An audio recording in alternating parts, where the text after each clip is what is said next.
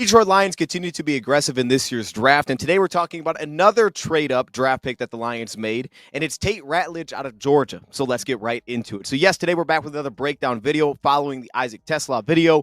We're really doing this in no particular order, but just players that I'm like, yeah, I want to talk about this one next. And today we're going to the offensive line with the Lions' 57th pick in this year's draft, trading up in front of teams like Chicago in the second round, just a few spots to land Tate Ratledge out of Georgia. An offensive line position that for the draft was not deep, especially on the interior. Even my top 10 offensive line was all over the place because it just wasn't a great group. And if you were looking for guys that were true interior offensive linemen at the next level, a lot of the top interior offensive linemen we could say for this year's draft were transition pieces. It was guys going from tackle to guard, and that's kind of the projection there. And certain guys may not even move to guard at the next level that some may believed could move to guard at the next level. So this was just a light interior offensive line class, which is a huge reason I had no issue with just being a little aggressive, saying let's get our guy and let's get out, because that was not a strong position group. And I think we saw that right away from the first round when Tyler Booker went 12, when Donovan Jackson went to Minnesota. Like, yeah, you got to get your players and get out of here because it's just not a deep group this season. So Lions jumped up, got their guy. And today we're going to break down Tate Ratledge. Now, initially, I had him solidly in my top 10 interior offensive linemen.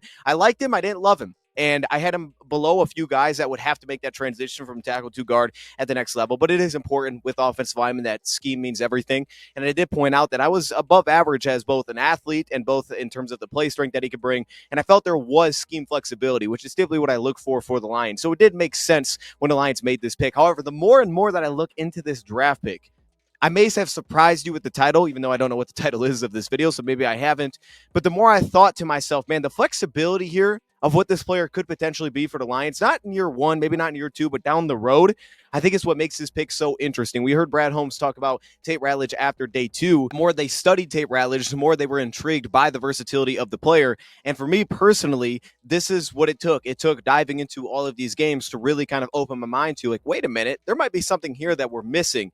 And I think that could be, and let me just lay it out, I think he could transition to center in the future. I think that this could end up being the Lions' future at center. And I know that may sound crazy, and I could be way off. We're going to look at him as a guard today, but specifically as an interior offensive lineman when we go through this breakdown. But I truly do believe stepping back and taking all my notes and looking at what I think he does well and what he doesn't do well, then you start to look at some of the measurements, which we're going to get into right now at 6 foot 6.5, 305 pounds. Athletically, the way that he tested out incredibly well, though I don't really think it pops as much in space. But the 32-inch vertical, the 4.97 40, the 7.383 cone drill, which is fantastic. The measurements of just over 32-inch arms, which isn't great, but it's fine actually for an interior offensive lineman, and massive hands at 10.5 inches, like Frank Ragnow next to him. To just take his measurements, for example. Frank at 6'5", 312 pounds, that has longer arms, just over 33 inches, but a 4.94 40, the 8.04 3 cone drill, a guy that played guard and center coming out of the draft from Arkansas, that was a guard to begin things and then transitioned to center.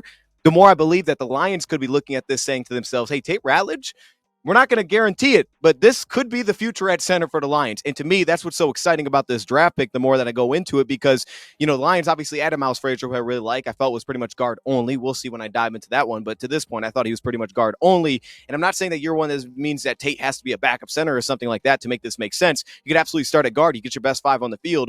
But could he be the center of the future? I think that's absolutely on the table. So let's dive right into it. We're going to start first with the guy that's played right guard his entire collegiate career. That's all he's really done. Now, he took some snaps this past season at the left guard spot, but it was literally just spot snaps. That was it, maybe to seal down a block, and that was it. It didn't look that great, I thought, even in those few snaps. His background is in high school. He was an offensive tackle. Now, we've seen that a lot, but he was an offensive tackle in high school. I don't think that's going to be the best translatable spot from the NFL. It could be wrong. I just don't think the range would showcase enough here, and obviously the length is already going to be a little bit of an issue if you try to do something like that for it to make sense for him to be a tackle. I guess in a pinch, maybe you throw him at right tackle, give him some support. He looks like capable of doing that. But outside of that, I think center is truly the spot of flexibility that we're looking at here. So let's get into it. So for when it comes to athleticism, the reactive athleticism for this player, I kind of landed in the same spot that I did with the smaller game sample size to what I did going back and watching every game from this past season, as he's a above average to slightly above average type of athlete. The reactive athleticism pops in that sense. Now, what I like is he's very quick off the ball. He's quick into his pass sets, which is huge for a guy that can play guard or center.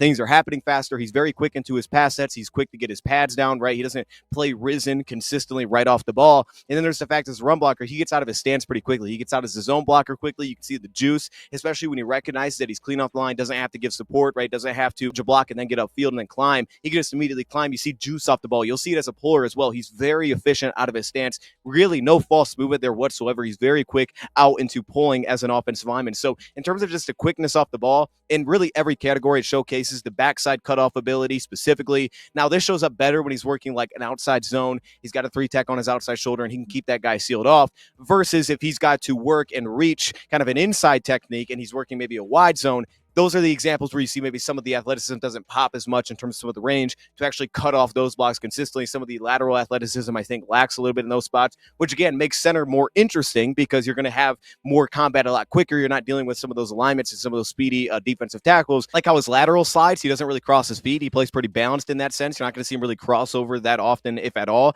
as a lineman. He's got a little bit of lean to his game, a little bit of bend. You're going to see with his hips, there's some fluidity there, some looseness, and you'll see some of that bend and lean when he kind of turns the corner, when he kind of settles down to pick up pulling blocks. Now, the problem is he plays really tall in these spots, but you even see this at the second level when he can really kind of control himself to sink down, at least bend a little bit and lean to try to gain some connection at the next level or out in space. And he's actually pretty fluid when you use him as a puller to pass protect and he can get out in space. There's some fluidity there and just body control to break himself down. That's a constant theme, is he breaks himself really well down in space to get himself under control. He doesn't feel like he's lunging all over the place. A little bit of launching, but for the most part, he feels pretty balanced when he gets to those spots. In terms of the short area quickness, I like that he gets himself square to rushers. He typically squares up rushers onto contact. Now, the problem is that there could be a redirect ability that gets him into trouble a little bit here, and this is where you lack some of the range. I think at times it shows up when he's working, hey, protect the A gap to the B gap. You'll see some inconsistencies of being able to protect those gaps, especially with quicker rushers, especially guys that can kind of step over cross face. Maybe it looks like he's a little bit overly declared, and you don't see some of that ability to always cut off blocks. There's not a great recovery to it as well because of how tight he plays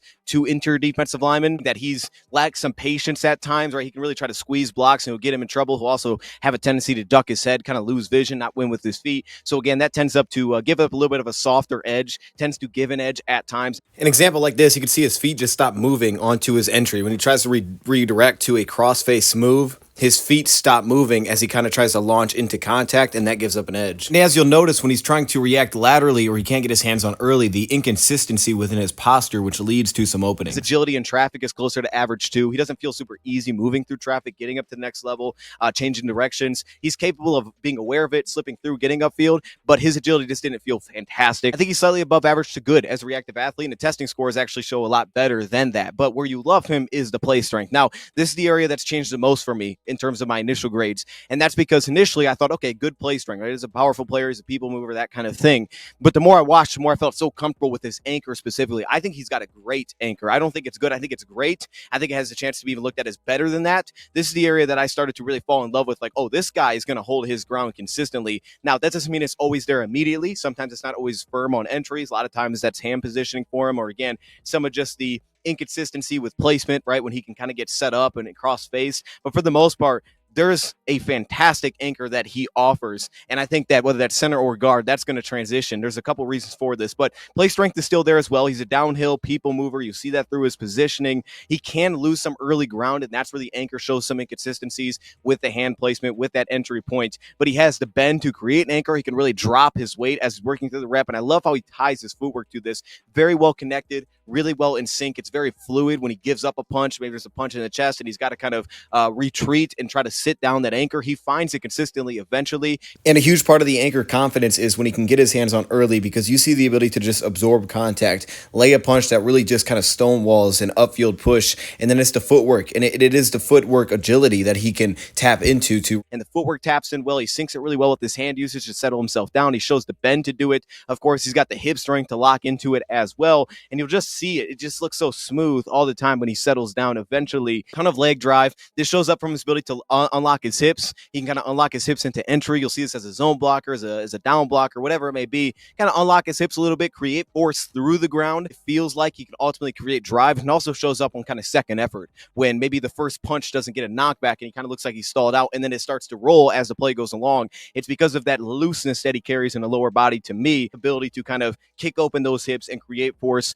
through that specifically. And he's got an explosive entry. You'll see this a little bit more with the hands, kind of the snapping hands. There's an explosiveness to his entry, especially for some of the smaller defenders. Now, he can get a little out of himself in terms of control when he tries to maul guys. And then you'll also see some of the quickness in the drop step. Again, back to the anchor where he'll kind of quickly drop step, try to create an early firm anchor. That can cause him at times to play a little narrow. He doesn't play as wide or as broad. That gives up the softer edge. You'll see some of the weight shift, or he gets a little bit too skinny within his base. And this is kind of the thing that happens when he has to open up and create more range. And it feels like his pad level pops a little bit. You don't get kind of that firm just sinking down throughout his pads when he has to open his hips.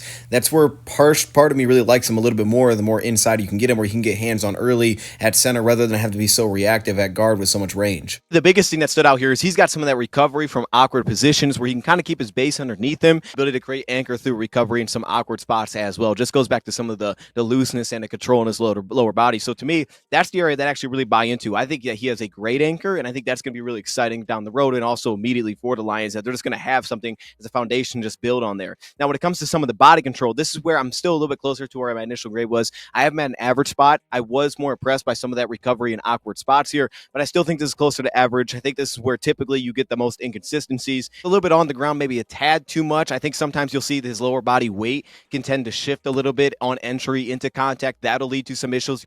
As shown in the last clip, I do like how he gets that inside hand to at least hold off from giving a clear upfield rush. He typically does a nice job at least trying to sustain throughout the rep and kind of peel guys out of the pocket even when they get an edge. But on plays like this, you're going to see where that body control could be an issue, where again, he's just playing too top heavy. The weight tends to shift over rather than shifting into that lower body, and that's where just slight little movements gets him out of place.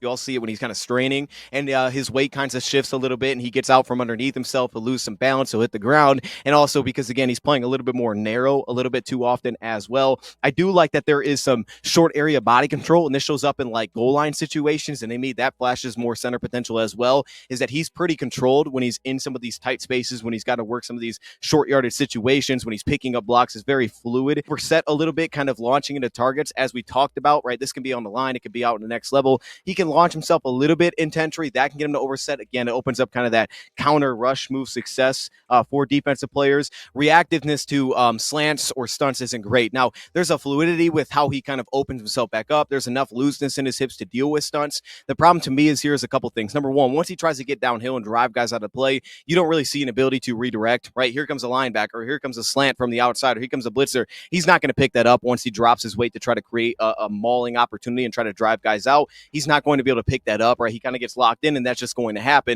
And that also shows up a little bit on stunts as well. Even if the timing feels okay, you don't see some of just that reactive athleticism to get into a spot where he's actually picking up slants and stunts consistently, which will show up a little bit for the control for me as well. And this is a couple of different areas, and we'll touch on this more as we go through it here. See his base, it can get a little bit flipped in those spots where, for the most part, I like how he stays square versus single blocks, and he's able to kind of align his hips to create power, but he can get a little bit unsquare. I think when you're dealing with a little bit more movement up front, he just doesn't have, to me, some of that reactive athleticism. He's going to have to be much more proactive, I think, to open up more success. And the strain just becomes a little bit of an issue. I think you'll see him pop up. I think you'll see him pop up on backside runs when he's like a backside zone piece and he's trying to climb to the second level, cut off blocks. You'll see his pad level just typically rise because naturally he's on a taller spot, so he's really got to work to keep his pads down. And in those instances, whether that's straining downfield, whether that's kind of working a backside where he's trying to be athletic and get a field, you'll see his pads kind of rise. That leads to, again, some base issues where he just becomes a little bit top heavy as a player. But I do like how when he gets out in space that he can kind of fire into those second level blocks and break himself down to play with control.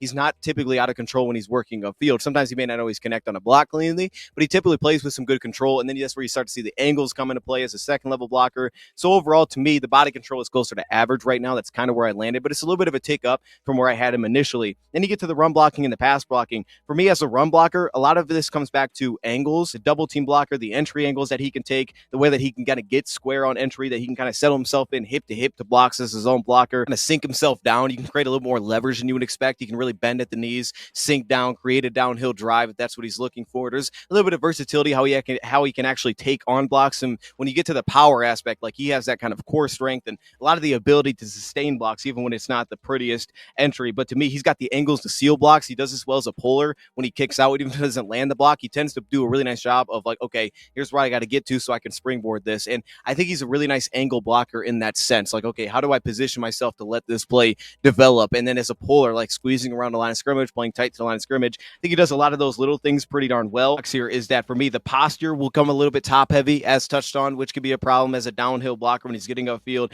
His posture will tend to rise up a little bit. Then you'll get some ducking the head to create fast leverage instead of like really smooth leverage throughout the rep as it rolls along. So again, that puts him in some awkward positions from a body control perspective. Also felt that at times he needed to be a guy that was willing to stick around a little bit longer. Like I felt like he would hedge and kind of climb a little bit too early. He wouldn't always give maybe the support necessary to actually get to the second level without someone just sliding through. And we speak about kind of the angles into entry, getting hip to hip. Sometimes I just felt he left blocks too early. He left angles there, and some of that just like short reactiveness when he was kind of dialed in that, okay, I'm going to get down here or I'm going to go there. That's where some of the reactive athleticism kind of stalled a little bit for me, that agility in space, because he couldn't always redirect in those spots. So he had to be very disciplined to like, hey, stick with your block long enough, help create an entry here, then get upfield, which just led to some hit and miss results of being able to do that consistently.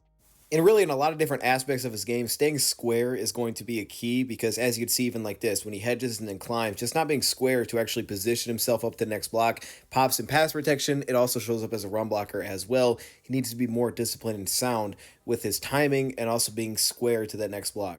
Do like how he typically gets his hips square when he's dealing with when he's blocking and when he gets those lateral blocks, so he kind of squares himself up. When you'll see him seal blocks, you'll see the looseness in his hips to wrap himself around, get square on blocks. So there's a lot of that. The footwork works well to kind of position himself. In pass protection, I'm kind of in the same spot. Both these areas slightly above average. I give a little bit better of a nod to a good grade as a run blocker, but to me, pass pro is a little bit more to the slightly above average part, and some of this is mainly just due to range, which I think is below average. He could be a little bit upright in that early positioning. He's a little bit susceptible to like push-pull moves, swim moves. To me, he lacks some patience at time as a pass protector when he's kind of attacking guys. And you'll see with some of that lack of patience shooting when he's not square, also on top of that, where he'll kind of stall his footwork. His footwork will stall, and that allows guys to get an edge a little bit later.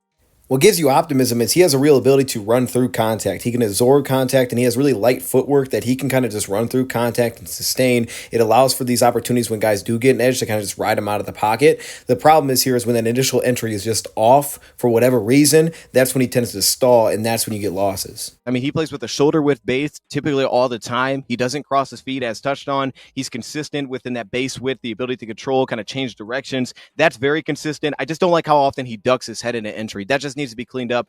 A play like this can kind of show it all, where he ducks his head and that entry just looks messy at the point of attack, where his footwork tends to stall out. But then you see kind of the jolting footwork as well to redirect when he stays square, the ability to kind of bounce from block to block. You see the explosiveness, the bend, the ability to absorb contact. This is where you see like, okay, he can be kicked into the inside. We just have to dial in the entry consistency within his game. From a posture spot, occasionally it just feels like he kind of gets out of control and he starts to duck his head. He can't see anything. That throws off his vision. That also leads to guys setting up counter rush moves as well, because he's not trusting his feet to win. He's kind of just looking for the initial entry. And if it's not there, he's going to get slipped past. And that will show up at the next level for sure, especially when he's got to cover much more range when he's sitting at a guard spot. I do like how he plays with the depth for pass protection support. He typically gets enough depth in the pocket where he can, step out, let me give help to the tackle, or let me give help to the center. He's typically not too far upfield unless, again, he's attacking a blocker, but an immediate threat in front of him. He typically plays with enough depth where he can give some support alongside that retreating footwork, again, when contact's in his body, the ability to kind of find an anchor, recover late, get out of awkward positions. And to me, he's got the quickness to kind of get up on guys, attack with quick sets. He gets out of his stance quickly. He's got a nice firm punch when he delivers it. Again, he's got the drop step if he wants to get there. He's got really nice punch timing, which we'll get to as well. So he can jump set, right? He can quick set guys. He can stun guys right off the line of scrimmage, win from there. And then when you see his hands kind of connect in terms of the reset, the timing, the speed, the way that it syncs with footwork, it's so fluid. Those kind of tap in and tie together, trying to work around and get an edge, right? That's where you'll kind of see his feet continue to run. And at very least, even if they try to get upfield, he can kind of run and push them out of the pocket. It also shows up as a run blocker as well. Maybe he's trying to set an ankle, somebody jumps over top, kind of pulls himself out of the run lane, and then he has the feet that just keep running. So at very least, he'll sustain it. Even if it's not where it's supposed to go, he'll sustain that block and kind of work with it out of the play. His early positioning is typically very accurate. He's some patience at times as a pass protector. And then awareness. This is where I really liked him. I thought he had good awareness. I thought he had a good feel. Sometimes he couldn't always seemingly take advantage of what he was seeing, but I thought he had a really good feel for the game as a run blocker and a pass protector. Search for work when he gets out in space, second level screens. He's always working, looking for something. If no one's in front of him, he's looking for more work. I like on screens how his angles kind of support not only who's getting the football, but also like, oh, okay, I want to go cut off that backside linebacker. Let me switch swivel around there to get to that spot. He wasn't always consistently able to get out into that spot, but his awareness was there, active eyes, continue to search for work downfield. That was nice when he's working in space. He could also recognize how to pick up a rusher, like who he needed to pick up pre-snap. He was very consistent. This makes me also believe that center could be in his future. The consistency to recognize, like, okay, where are my rushers on the play? Who are the threats? And where do I need to get my first step? Where do I need to set early? And he was typically in a good spot where it's like, okay, he picked up the right guy here. He kind of studdled him off the line of scrimmage. Support to the center, support to the tackle. How do I need to slide my protection? That was very accurate consistently. Again, stunts can be hit and miss, but that was very accurate. He typically got himself in a really good spot early, back to the awareness aspect as well. Up to the second level, he's got a pretty good quickness about him, right? There's a pretty good play speed when he's kind of climbing up to blocks as a zone blocker at the next level. I just don't love how often he allows linebackers to kind of fill those zone running lanes, because either one, he's just hit and miss timing to me of, like, for example, he'll take too long and he'll be too sluggish, kind of dealing with a hedge before he gets upfield, or even the flip side as well, where he's too quick to get off and then he's up to next level and someone slides through. So just for me, I think that the timing there just needs to be a little bit better, and you want to see more consistency. Then you get to kind of the last couple of things here positionally, getting up to the next level, getting up into the second level. There's a lot of things that I like he does well fundamentally. It's just the athleticism, I think, at times isn't always fantastic here. I like his angles when he's climbing. He just plays a little bit narrow, fire off, and he gets off the ball pretty quickly. He's not always square either when he gets to the next level. This is a problem too, whether that, hedging a block, he doesn't get himself back square, and he kind of comes in sideways. That doesn't allow him a really good opportunity to actually create much of a wall. It just makes a much easier lane for defenders to get through. So staying square as he's working upfield tends to be a little bit hit and miss, especially as a zone blocker. That's an area that I think needs big time improvement. That's something that you want to see worked on, is just staying square when he's climbing to the next level. But I do like how he breaks down in space, the tight angles as a puller, the screen angles that he takes, the way that he kind of closes airspace when he gets to the next level. I mean, he really squeezes defensive players. That way he's not called in holding positions. And once he gets to latch, if he can, he takes those guys for a ride. Like, he's very capable of doing that. It's just the closing speed in space felt below average. He didn't feel like he had that much juice when you put him in space to kind of get out there, accelerate, cut guys off. He just didn't feel that